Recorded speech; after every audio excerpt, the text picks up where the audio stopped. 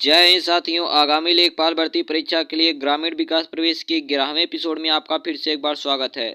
यदि आपने 10 एपिसोड नहीं देखा है तथा हिंदी और जीके का प्रैक्टिस नहीं देखा है तो देरी किस बात का है, अभी जाएं वीडियो के नीचे डिस्क्रिप्शन में उसका लिंक है और उसे जरूर देखिए। तो चलिए आज का क्वेश्चन स्टार्ट करते हैं। क्वेश्चन नंबर फर्स्ट 76 इन्होंने क्या कहा, ध्यान देना। ग्रामीण निर्धनता, ठीक है, ग्रामीण निर्धनता मूल संरचना में कमी के कारण होती है। यह विषय कौन से अध्ययन से संबंधित है? तो याद रखिएगा यह विषय आपका आदर्शात्मक अनुसंधान से संबंधित, किसे आदर्शात्मक अनुसंधान से संबंधित होता है। तो 76 का आप लोग ए वाला याद रखिएगा। चलिए 77 में इन्होंने क्या कहा, ध्यान देना। वर्ष 2011 की जनगणना के अनुसार उत्तर प्रदेश की आबादी लगभग कितनी थी? तो याद रखिएगा लगभग 200 मिलियन थी, ठीक है। कितना? लगभग 200 मिलियन, ठीक है।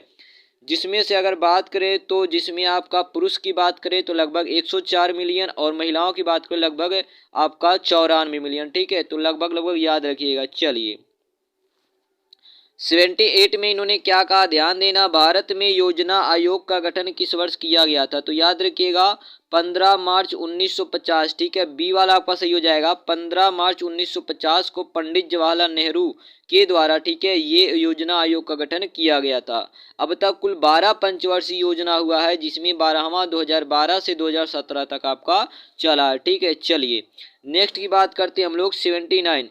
तो 79 में इन्होंने क्या कहा, ध्यान दीजिएगा। इन्होंने कहा कि संपूर्ण, ठीक है, संपूर्ण ग्रामीण रोजगार योजना को NREGP यानी कि national rural employment guarantee programme में कब मिलाया गया? तो ये 2 फरवरी 2006 को, ठीक है, 2 फरवरी 2006 को मिलाया गया था। तो याद रखिएगा आपका सही हो जाएगा ए वाला। चलिए क्वेश्चन नंबर 80 की बात करते हैं। इन्होंने क्या कहा, ध्यान दीजिएगा। राष्ट्रीय ग्रामीण रोजगार गारंटी योजना में मजदूर को कितने दिन के लिए रोजगार की गारंटी है? तो याद रखिएगा मजदूर को 150 दिन के लिए, ठीक है। राष्ट्रीय ग्रामीण रोजगार गारंटी योजना में मजदूर के रोजगार दिवस की संख्या 100 से बढ़ाकर 150 दिन कर दी गई है। तो यहाँ पे आपका ए वाला सही हो जाएगा। चलिए क्वेश्चन नंबर 81 की बात करते हैं। थर्स्टन एवं लिंकर्ट ने किसके मापन हेतु पैमानों का निर्माण किया? तो याद रखिएगा मनोवृत्ति को नापने के लिए, ठीक है, मनोवृत्ति को नापने के लिए थर्स्टन एवं लिंकर्ट ने मापन की पैमाने विकसित किया। चलिए 81 का आपका बी वाला सही हो जाएगा। 82 की बात करते हैं। ग्रामीण क्षेत्रों में धर्म संबंधी कार्य कौन करता है? तो याद रखिएगा ग्रामीण क्षेत्रों में जो धन संबंधी कार्य करता है, धर्म के संबंध में कार्य, वो पुरोहित करते हैं। कौन करते हैं? पुरोहित करते हैं, ठीक है। चलिए 83 की बात करते हैं। इन्होंने क्या कहा, ग्रामीण पारिवारिक विघटन का कारण क्या है? तो याद रखिएगा ग्रामीण क्षेत्रों में जो परिवार टूटता है इसका कारण क्या है?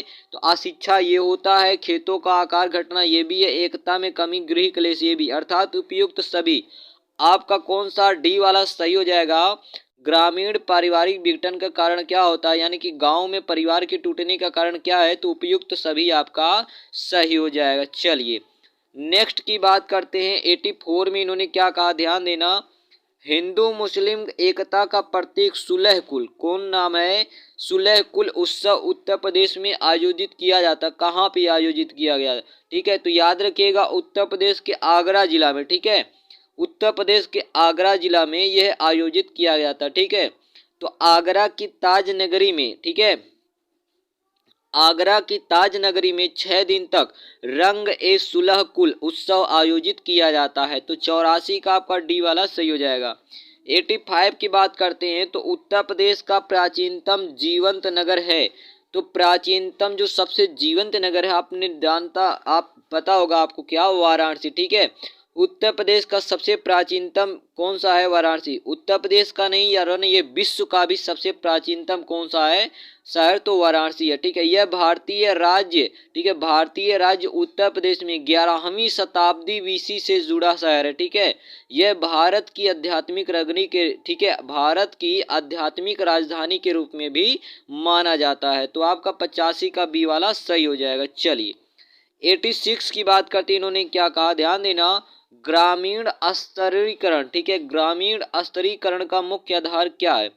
तो याद रखिएगा ग्रामीण स्तरीकरण का जो मुख्य आधार होता है वो आपका क्या होता है, संपत्ति, सामाजिक अधिकार ये भी है, सामाजिक आधार, आर्थिक व्यवसाय ये भी होता है, संपत्ति अधिकार। तो यहाँ पे उपयुक्त आपका सही हो जाएगा ये सभी, ठीक है, डी वाला सही हो जाएगा, ये सभी आपका सही हो जाएगा। चलिए 87 की बात करते इन्होंने क्या कहा 87 में, तो याद रखिएगा 87 में क्या कहा, गांव में मृत पशुओं द्वारा प्रदूषण होता है, अतः इसकी रोकथाम हेतु क्या करना चाहिए। तो याद रखिएगा पहला आपका दिया चमड़ा उतार कर मृत पशुओं को गड्ढे में दबाना, यहाँ पे ये आपका सही है, ठीक है, चमड़े से कुछ उपयोग हो जाएगा, ठीक है, जूते चप्पल आदि बनाने में। चमड़ा उतार कर पशु को गांव से काफी दूर, ये भी सही है।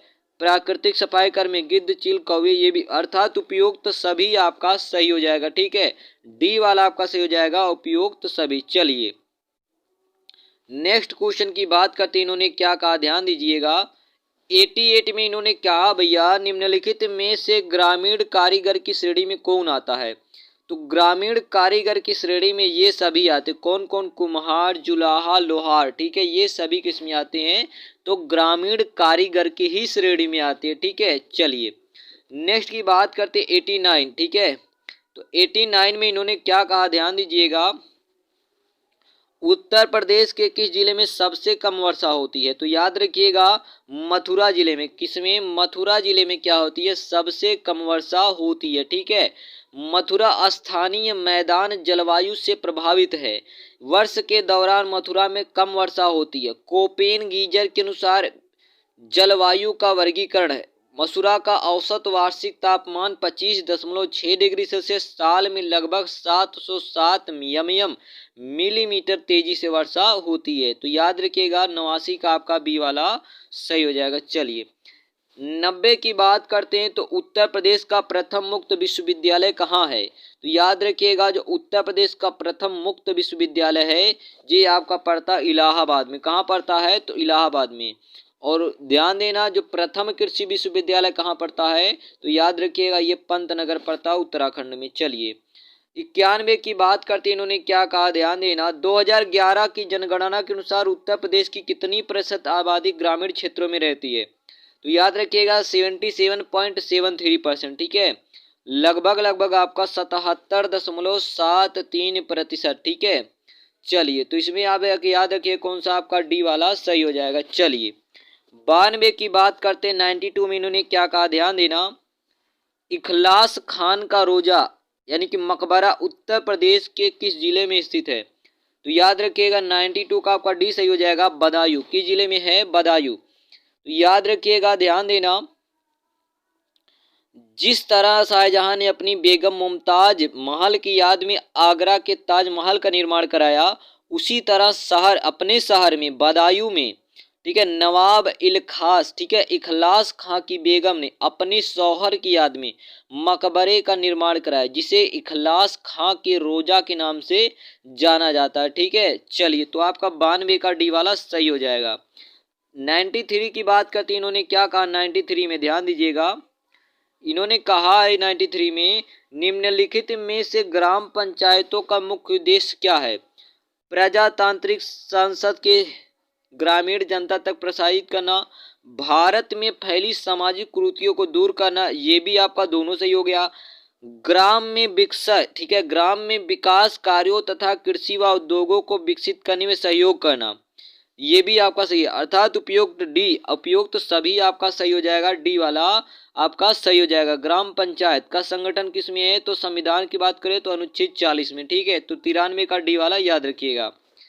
94 की बात करते इन्होंने क्या कहा, 94 में निम्नलिखित में से कौन सा एक समाज है। तो याद रखिएगा विद्यार्थी समाज एक समाज है, ठीक है, बाकी आदिम जनजाति होती है, ठीक है। चलिए तो 94 का आपका सी वाला सही हो जाएगा। 95 की बात करते इन्होंने क्या कहा, ग्रामीण शब्द की व्याख्या में लैंडिस ने निम्न में से किस तत्व की चर्चा नहीं की है। तो याद रखिएगा निम्न में से कौन से शब्द की चर्चा नहीं की है, तो याद रखिएगा 95 का आपका हो जाएगा सी वाला सही, जजमानी व्यवस्था। क्या, जजमानी व्यवस्था। ग्रामीण शब्द की व्याख्या में लैंडिस ने प्रकृति पर प्रत्यक्ष निर्भरता, सीमित आकार, घनिष्ठ और प्राथमिक संबंध की चर्चा की है उन्होंने जजमानी व्यवस्था की कोई चर्चा नहीं की है। तो 95 का सी वाला याद रखिएगा। 95 की बात करते हैं हम लोग। इन्होंने क्या कहा 95 में, ठीक है। तो देखते हैं 95 में क्या कहा है। ग्रामीण शब्द की व्याख्या में, चलिए ये तो वही क्वेश्चन है, चलिए रिपीट है। चलिए 96 की बात करते हैं। उत्तर प्रदेश भारत का सबसे अधिक आबादी वाला राज्य है और जनगणना 2011 तक दी गई संख्या के अनुसार इसकी आबादी घनत्व कितना है। तो याद रखिएगा 829, ठीक है। कितना 829, ठीक है। चलिए इसके बाद अगर हम लोग बात करें तो जनसंख्या घनत्व में बिहार, पश्चिम बंगाल व केरल के बाद उत्तर प्रदेश का स्थान चौथा है। उत्तर प्रदेश का लिंगानुपात बात करें तो 912, ठीक है। 912, 1000 पुरुषों पर महिलाओं की संख्या लिंगानुपात कहलाती है और ये कितना है 912, यानी कि 1000 पुरुष पर 912 महिलाएं। जबकि दशकीय वृद्धि दर 20.22% और शहरी कितना है तो 22.30%, ठीक है। चलिए 97 की बात करते इन्होंने क्या कहा, ध्यान देना। निम्नलिखित में से आधुनिकीकरण का लक्षण कौन सा है। तो याद रखिएगा आधुनिकीकरण का लक्षण कौन सा है। तो आधुनिकीकरण की व्यापकता ये भी आपका है। आधुनिकीकरण समाज का उदय ये भी सही है। पूंजीवाद का औद्योगिकरण ये भी, अर्थात ये आपका डी वाला सही हो जाएगा ये सभी, ठीक है। आधुनिकीकरण का लक्षण कौन सा है तो आधुनिकता की व्यापकता, आधुनिक समाज का उदय, पूंजीवाद व औद्योगिकरण, ठीक है। तो आपका 97 का डी वाला सही हो जाएगा। चलिए 98 की बात करते इन्होंने क्या कहा 98 में, ध्यान दीजिएगा। इन्होंने कहा, भैया ध्यान देना, ग्रामीण समाज से संबंधित निम्नलिखित कथनों में से चिन्हित कीजिए। पहला क्या दिया, शिक्षा का स्तर विस्तृत होता है, शिक्षा का स्तर विस्तृत होता है। आगे बात करिए तो गलत है, ग्रामीण जो है क्षेत्रों में शिक्षा का स्तर विस्तृत नहीं होता है। दूसरा इन्होंने क्या कहा, एक सामाजिक कार्य वर्ग से दूसरे सामाजिक वर्ग का निरंतर बदलाव, ये भी नहीं है। ध्यान देना यहाँ पे सी वाला क्या कहा, एक स्थान से दूसरे स्थान को निरंतर स्थानांतरण, ये भी गलत है। एक सामाजिक समूह या वर्ग से निरंतर बदलाव नहीं होता। आपका डी वाला सही हो जाएगा, ठीक है। किसका तो याद रखिएगा 98 का कौन सा आ जाएगा, डी वाला सही हो जाएगा। चलिए 99 की बात करते, अपूर्णा किस्म किसकी है। तो याद रखिएगा ये मटर की है, ठीक है। चलिए 100 नंबर क्वेश्चन की बात करते इन्होंने क्या कहा, कृषि व्यवसाय में आधुनिकता का प्रतीक कौन सा है। कृषि व्यवसाय में आधुनिकता का प्रतीक कौन सा है तो याद रखिएगा हरित क्रांति, ठीक है। भारत में हरित क्रांति का जनक किसे कहा जाता है तो याद रखिएगा MS स्वामीनाथन। और विश्व में बात करें तो डॉक्टर जॉन बोरलॉग को कहा जाता है, ठीक है। तो 100 का आपका ए वाला सही हो जाएगा। तो यहाँ पे आपका मोस्ट इंपोर्टेंट 25 क्वेश्चन कंप्लीट होता है। और ये जो आपका क्वेश्चन है हमने उठाया कहाँ से तो RS अग्रवाल से, कहाँ से अग्रवाल से उठाया, ठीक है। तो बहुत ही इंपॉर्टेंट क्वेश्चन है। तो आई होप आपको वीडियो पसंद आया होगा। वीडियो पसंद आए तो वीडियो को लाइक करना, चैनल को सब्सक्राइब करना मत भूलिए। स्वस्थ रहिए, स्वच्छ रहिए, मिलते हैं अगले वीडियो में। धन्यवाद।